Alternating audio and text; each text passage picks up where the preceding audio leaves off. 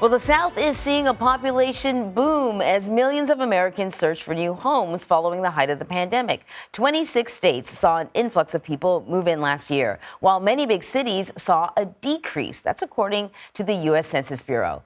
Nadia Evangelou joins us now. She is a senior economist and director of real estate research with the National Association of Realtors. Glad to have you here this morning. So I have had a couple of friends move south over the last year and a half or so. And I'll tell you what, they went from, a decent row home in Philly to like a mansion with a pool down south. So I suspect I know one reason why many people are moving south. It might have something to do with the real estate. But what's attracting people?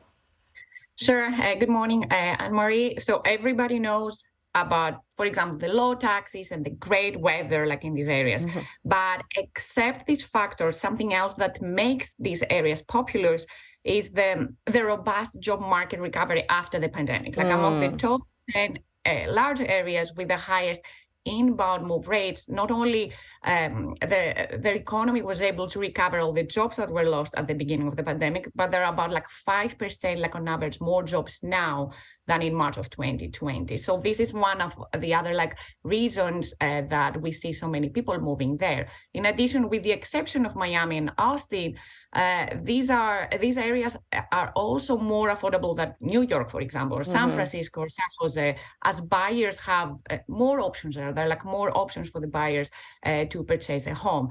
In other words, like in most of the top 10 areas that we identified, there are enough homes to accommodate like housing demand, and buyers are able to afford and find a home to purchase in these areas. Right. You get bang for your buck. So I see how the pandemic had an impact on this demographic shift. That being said, is the expectation that this trend will continue, say, for another 10 years?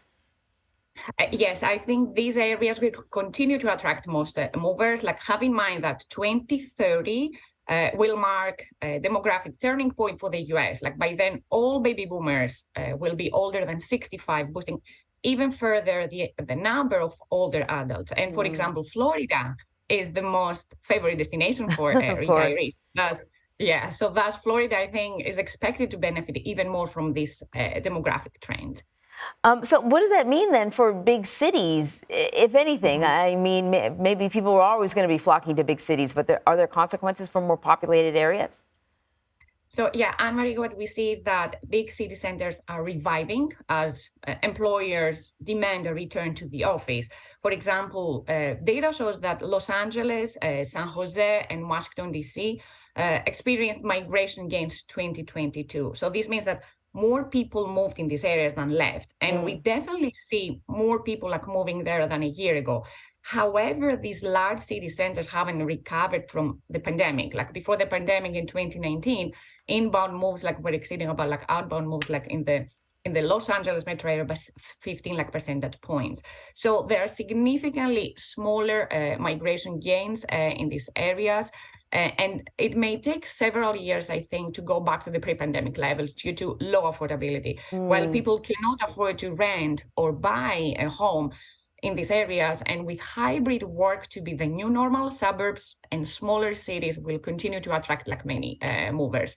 And many families like from California are relocating to Texas, and people like from New York continue to move to Florida. As a result, like California's population continues to drop, is near like 39 million, like while New York's population like dropped below 20 million people like in 2022. That's fascinating. So listen, what are some of the things that you should consider if you're debating whether or not a move is right for you?